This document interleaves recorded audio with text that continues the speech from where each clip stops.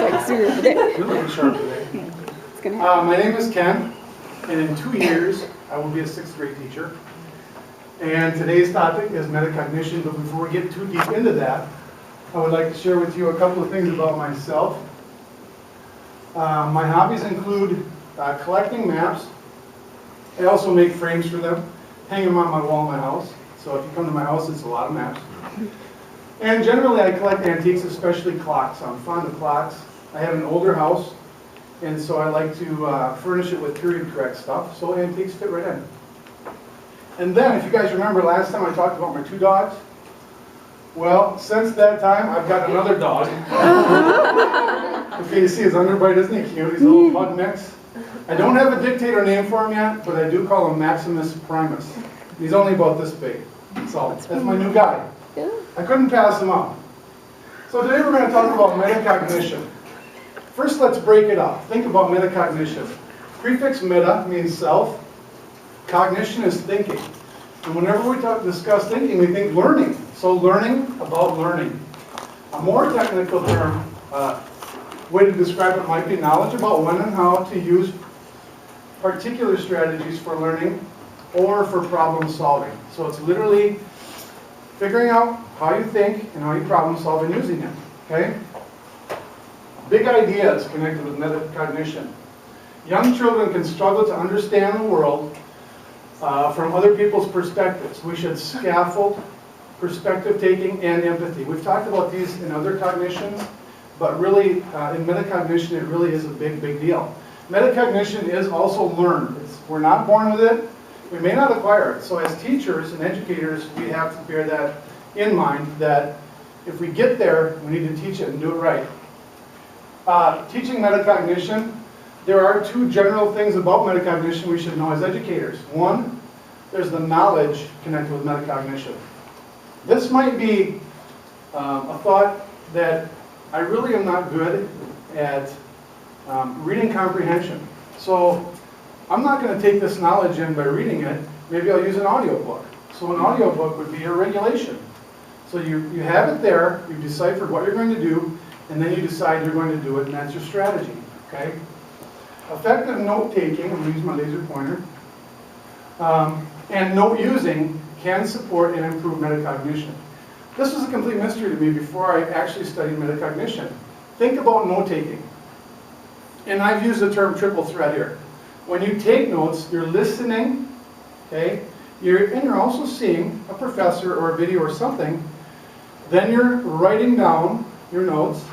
And then later when you study, you're reading your notes. So there's 3 ways that you can plug that information into your long-term memory. So that's why note-taking is such a big deal with metacognition. Okay, it is also the most important academic skill you can teach. So this is like the Brett Favre of cognitions, okay? This is the big deal. And why? Because if we know how they think, students, and we know how they learn, then we can teach them. And this is something that they're going to take with them. They're not going to forget it once they've learned it. It may change slightly, it may go in a different direction a little bit, but it's always there. So if you get it in them, if you figured out their metacognitions and you apply it to them, they're going to have it for life. Okay, remember the possibilities of imaginary audience and personal fable. These are 2 vocabulary words we're going to study in here in just a minute. When trying to help an upset student. That will be on your scenarios, so we'll go into more detail on that in just a moment. So vocabulary words. Imaginary audience. My little guy. Imaginary audience. Adolescents' belief that others' thoughts are focused on him or her, just as their own thoughts are focused on themselves. I have a preteen daughter, so I can really relate to this. And maybe you guys in this room, being a little younger than me, can actually relate to this too. It's been a while for me since I thought that way, but okay. Personal fable.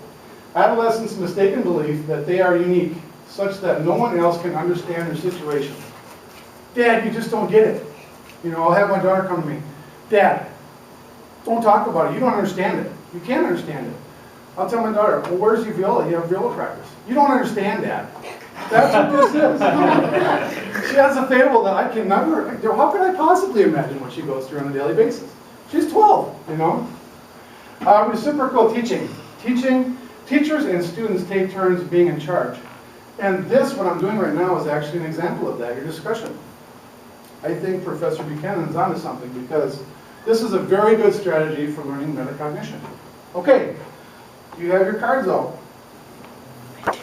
Our takeaway for today, metacognition is the light bulb. And it's because it is a big idea. Let me try to draw a light bulb.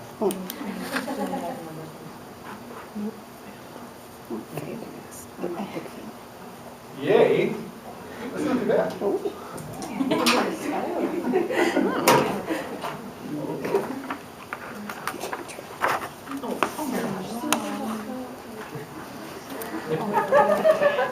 All right. On your tables, once you've got your metacognition takeaway drawn out, on your tables you will find a scenario. It has a number on it. In your table groups, please discuss your scenarios, and I'll give you a few minutes, and then we'll get back together and talk about them. You are an 8th grade science teacher. Bethany and Laurel are 2 members of a 5-student table team and are BFFs. On their last group project, the 3 other students gave Bethany and Laurel very low peer ratings. What do you do?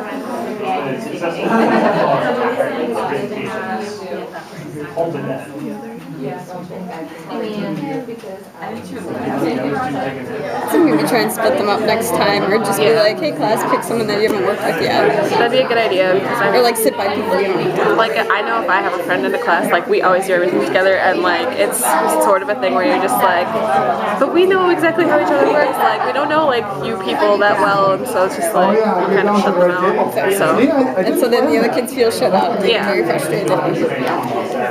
That happens. Right there. Maybe. Yeah. How's the strategery? Good strategery? We're a very straightforward table. We're just like, this is it. Cut and dry. This is how you do it. Yeah. I'm glad. Well, you'll share that with us when we get done.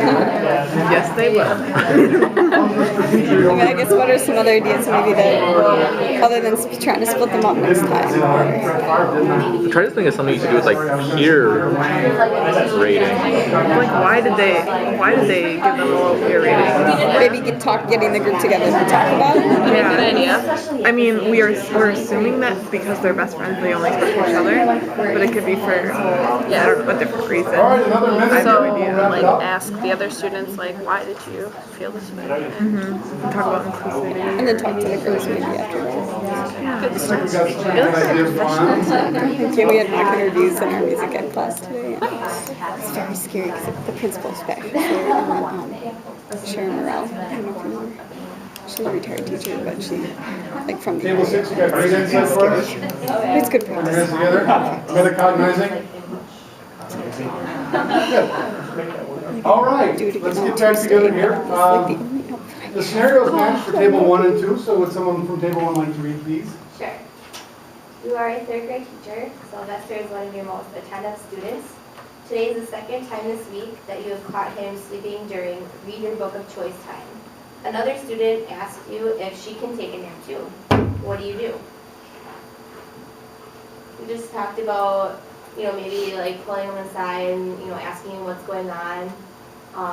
Another thought is, like, I don't know, for me personally, I'll read before I go to bed, so maybe it's just, maybe he just gets tired when he reads, maybe he's just so in depth in the story, and then, and then obviously talk to the other student and tell that student obviously you can't take a nap.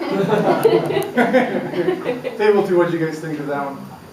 We said pretty much the same things. Also, like, if something was going on at home, maybe send them to the nurse's office to take a nap, instead of having other students see that. I threw the napper in there just kind of to mix it up, because maybe you're dealing with 2 different cognitions in 2 different directions. You know what I mean?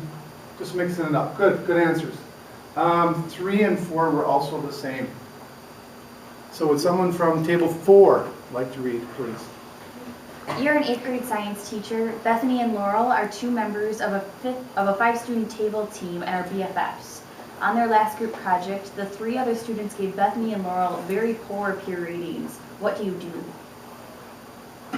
We kind of talked about, Well, kind of figuring out why they got low peer ratings. We talked about how like middle school there's a lot of like cliques and stuff, and maybe the two girls just kind of like took charge and like just told everyone else what they were doing, and it wasn't really a collaboration. So we talked about maybe designing your project so that, you know, there's like 5 different things that need to be done and everyone's responsible for one thing or something Good. like that. Or just switching up your groups for the next one. Good.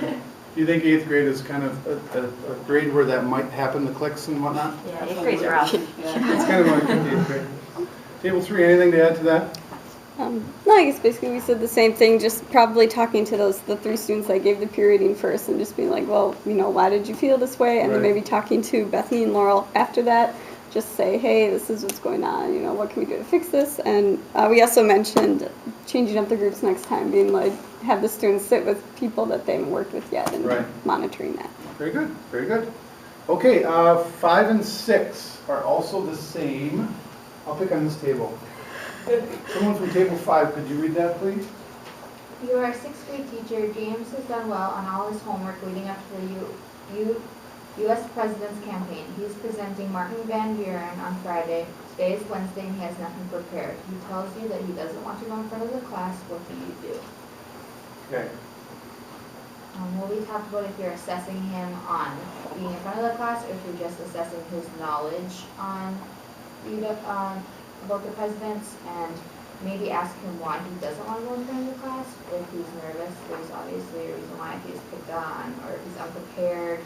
If he's done well before, then I don't think that laziness is necessarily what's factoring into this. Right, exactly. Table 6? We talked about there might be something going on at home that's distracted him recently. Otherwise, you could look into maybe all of his other homework projects were very basic, like one-night projects, while a big project overwhelmed him and he didn't know where to start. Could be. Very good. It's very good, insightful stuff. Very good. Okay. A little bit about something that happened to me this week when I was studying metacognition, and this really plugs into the whole thing. So I'm studying metacognition, and I realized that the way that I cognize best is by talking to myself. Okay? Which may be not strange, real strange, but I actually have conversations with myself to prepare myself for this presentation, and you know. So I put that together, that's the way I metacognize, okay? So I work in a machine shop with very brawny, big men. And I'm around talking about metacognition, and they're saying, what? Because they can overhear me. So during the course of the last week, I've actually described metacognition to a number of my coworkers. So if you guys see any Facebook posts or anything from brawny machinists about metacognition, that's probably from me. So yeah, I did develop it. But it was always there. Someone had taught me to talk to myself. But it's the way I metacognize. Okay, if there's one thing I want you to take away from today, is that metacognition is the most important academic skill you can teach. That's all I have for you. Thank you very much.